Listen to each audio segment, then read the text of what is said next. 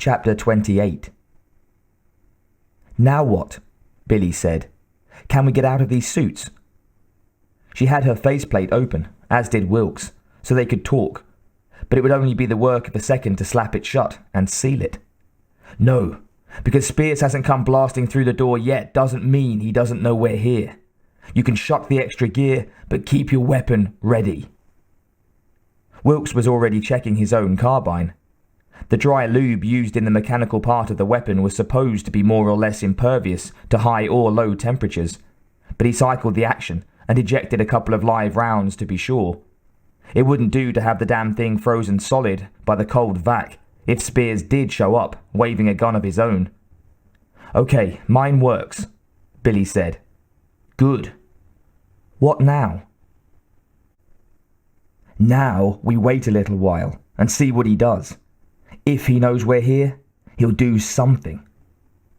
Or maybe he'll rig another concussion grenade like he did back on the base and wait for us to walk through and trigger it," she said. "Yeah, that's possible. That's another reason for us to stay here and wait. Nothing happens for the next hour or so, we'll work our way forward. Carefully." Billy nodded. "You're in charge." Wilkes nodded back at her. Yeah. He wished he felt as good about it as he tried to sound.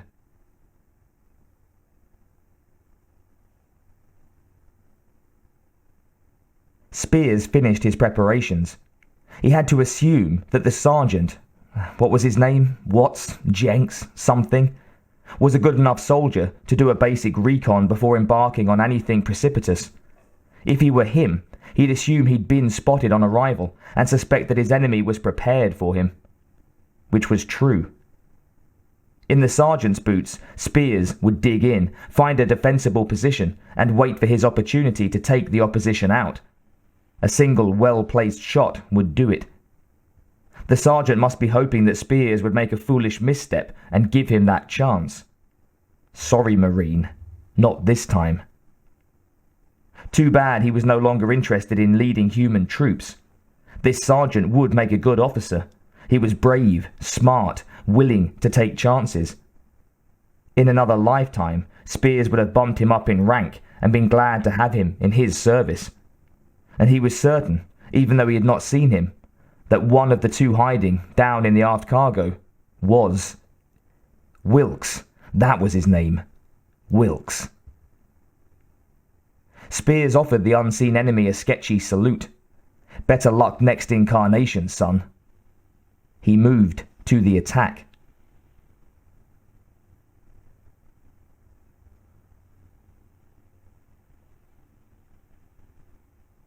Billy hunched down across from Wilkes, trying to hide behind a modular cargo container. Empty, it seemed, and to get comfortable in the spacesuit. She didn't think she'd managed to do either very well. The suit hadn't been designed for such contortions, and the joints didn't bend easily. They were in a place where they could watch the hatch leading into the bay from the rest of the ship. The only other ways in or out were through external hatches, and while he didn't think Spears would try that, Wilkes had fixed those portals so they couldn't be opened from either side anymore. Nobody was going to sneak up behind them, he'd said, and nobody was going to be leaving that way either. Not without a lot of work first. Waiting for something to happen was driving Billy closer to the edge every minute. She hated this. Suddenly, it got dark, and when she jerked around to look for Wilkes, Billy floated up into the air. Shit!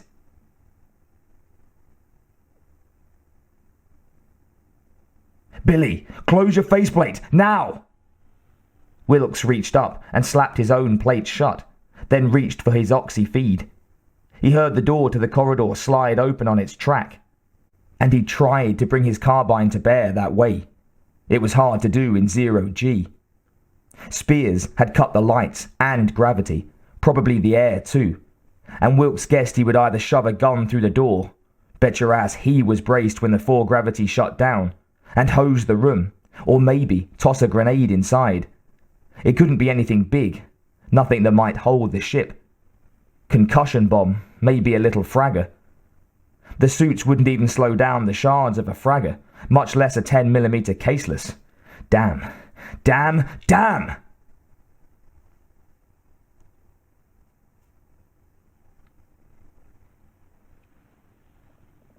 When the timer shut off the power and the air and faux gravity on the Jackson, Spears was in position.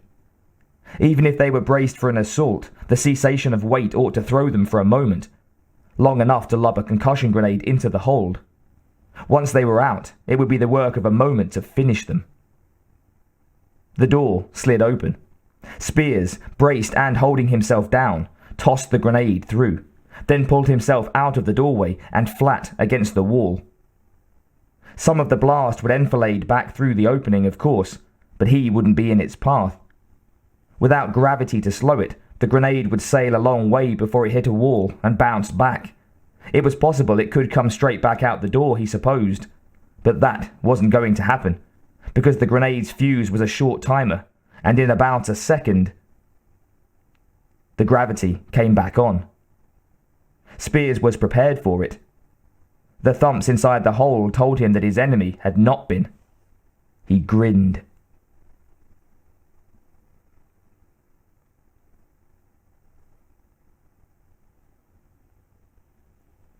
The emergency lighting had been suppressed, of course, but the tiny red and green power diodes mounted next to the door's control panel were battery-powered. They didn't put out much light, but there was enough of a glow for Wilkes to see something moving fast in the doorway. He was still half a meter above the floor, and twisting, and to shoot the carbine would produce enough recoil to move him like a small rocket would. Still, he had to do something. Wilkes shoved the carbine towards the door. He squeezed the grip, and thus lit the laser light. The tiny red dot danced crazily across the doorway. When it disappeared, he figured he was as lined up as he was going to get. He fired. The recoil spun him through the air like a wobbly planet on its axis.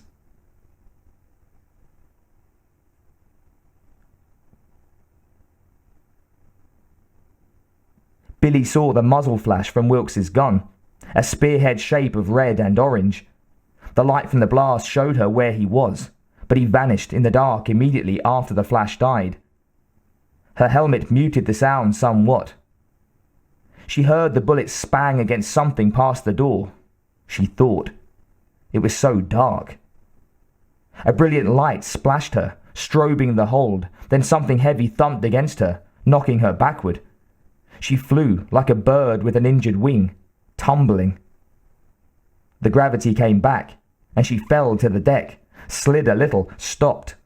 Jesus! Spears knew carbine fire when he heard it, and the bullet punched through the wall behind him and to his left as he shifted his regained weight to a careful stance. The shot and the grenade's blast came almost together. He'd wait a second and see what happened.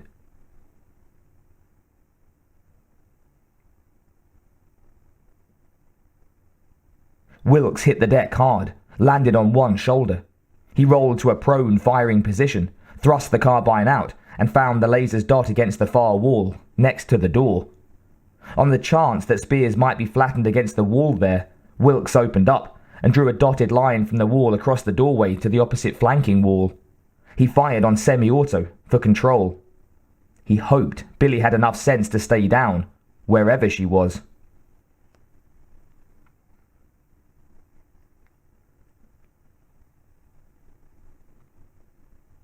A round burst through the wall, between Spears' body and his arm. A few centimeters either way, and it would have hit him. Damn! The grenade had missed them. The bullets chewed fist-sized holes, moving away from Spears, spraying insulation and bits of wall plastic as they mushroomed and tumbled. Time to regroup, he thought. His initial attack had been thwarted. He knew when to cut his losses. Spears slapped the door control. The door slid shut. He moved away quickly, towards the blast door a few meters up the corridor. Once on the other side of that, he stopped. He lowered the door. This hatch had been designed as a pressure safety device.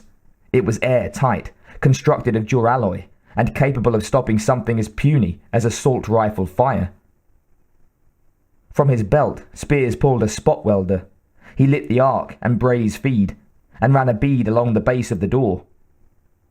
To be sure, he added a half-meter on either side. Then he opened the control box and slagged the electronics.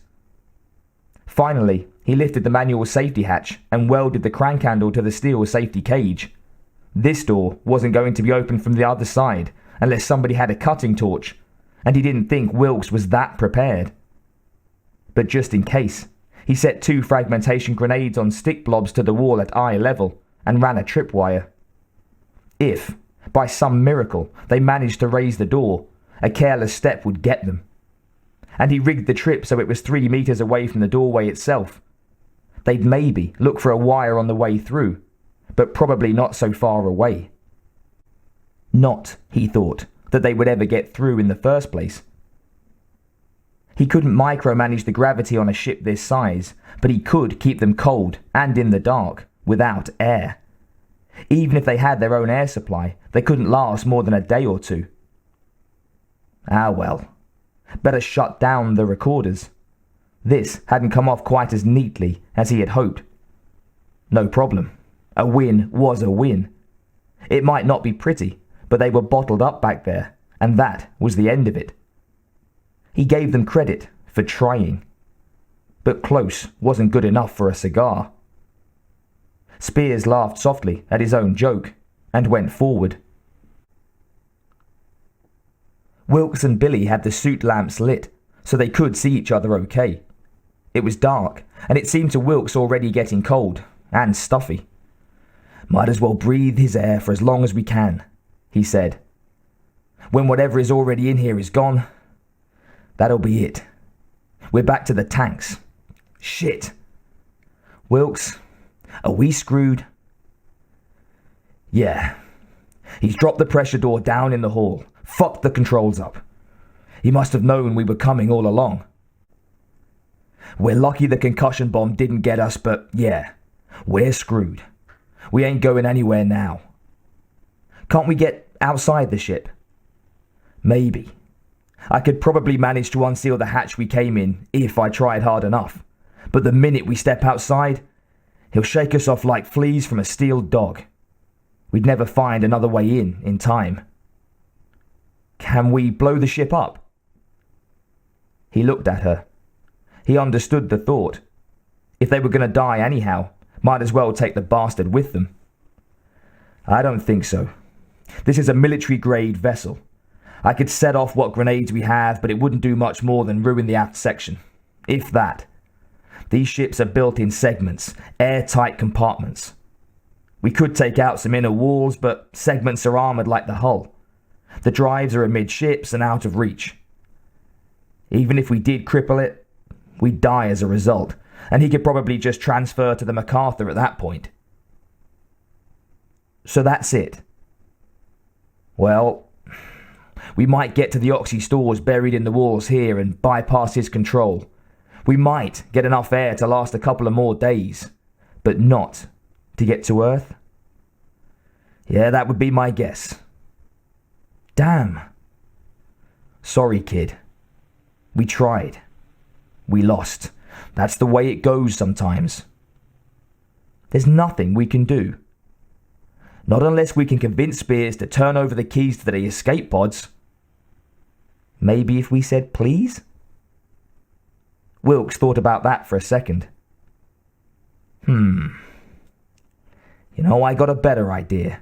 Maybe if we said, or else."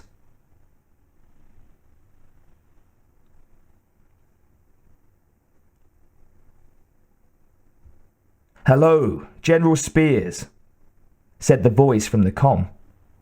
It was on the suit radio op-chan, right where he thought it would be. Spears leaned back in his form chair and nodded at the comm. "I was expecting you to call, son. Nice try, but you lose." "Maybe, maybe not. Billy and I, we were hoping you could see your way through to cutting us loose."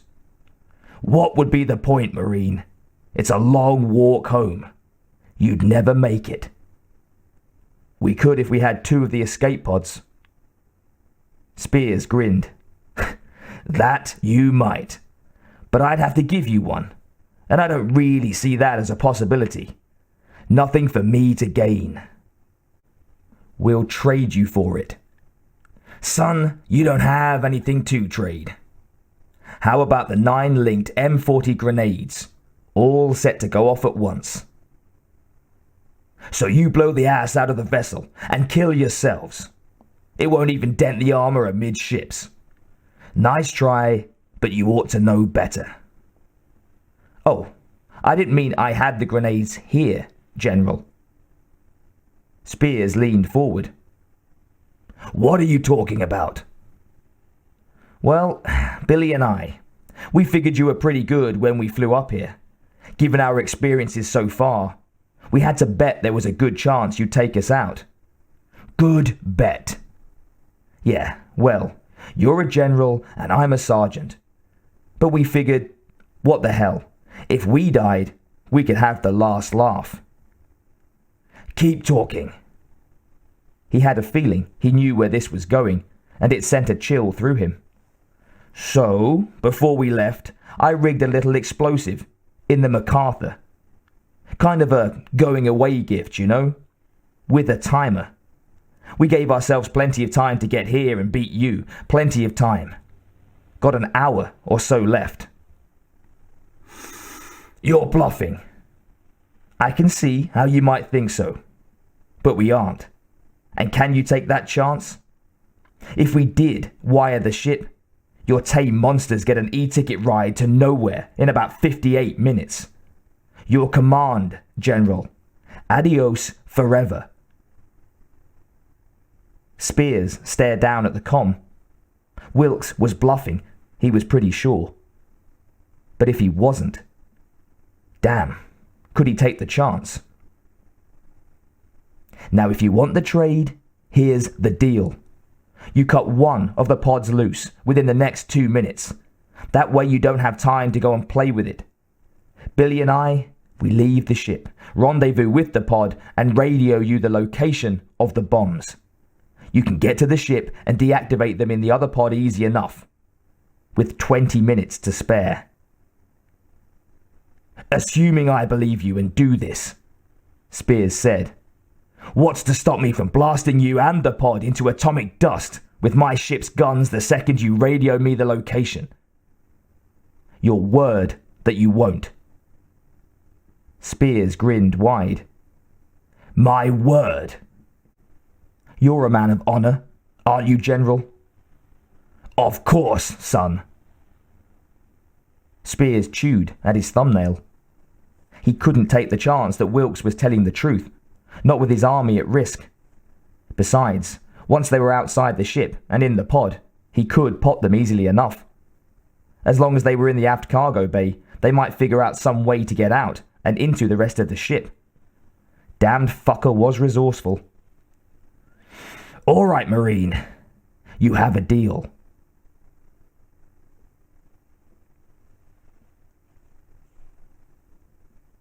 Billy grinned at Wilkes. He bought it. We ain't home free yet, he said, but he grinned back at her. He'll probably plan on taking us out with the ship's guns as soon as we're in the pod. What about his honor? Are you kidding? He's a sociopath. He's got as much honor as a spider. So how do we stop him from shooting us? I have an idea. If we're fast and lucky, it'll work. If not, we're no worse off than we were before. I'm with you, all the way, she said. It's not like I've got another engagement or anything.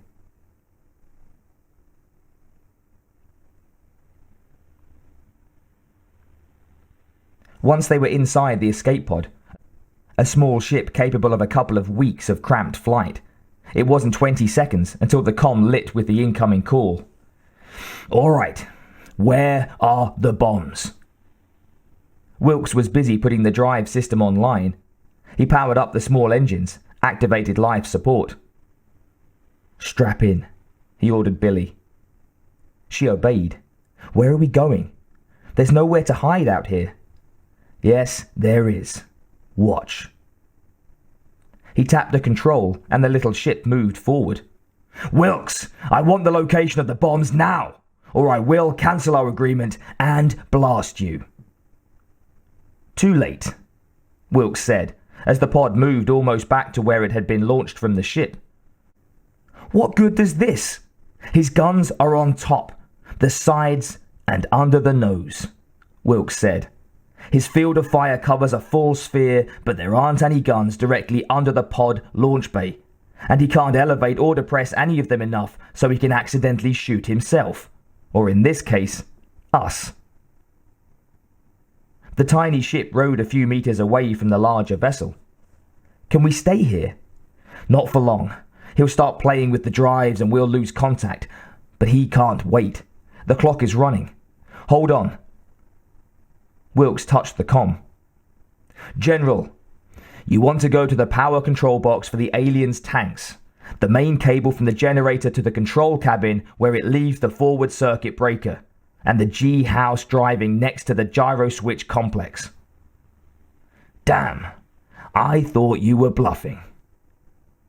"No, but I lied. You've got about 10 minutes to pull the charges, not 20. If you dick around trying to shake us so that you can chew us up with the Jackson's guns, you might not have time to save the MacArthur." There was a moment of silence. Then, "You would have made a good line officer, son. You've got more guts than a slaughterhouse." "Thank you, General." "All right. You can tell your grandchildren you went up against me and survived. That'll mean something someday." To Billy, Wilkes said, "Hang on." With that, he turned the pod so it faced the ship 2 clicks behind them and hit the thrusters, full power. The little ship shot out from under the Jackson's belly like a minnow darting from under a shark. The G-force was strong enough to press them back into their seats. "I don't think he'll shoot us in this direction," Wilkes managed to say through stretched lips. "He won't want to hit the MacArthur. I hope." "I hope you're right," Billy said. This time, Wilkes was. The escape pod shot past the following ship so fast, it was only a blur on their scopes.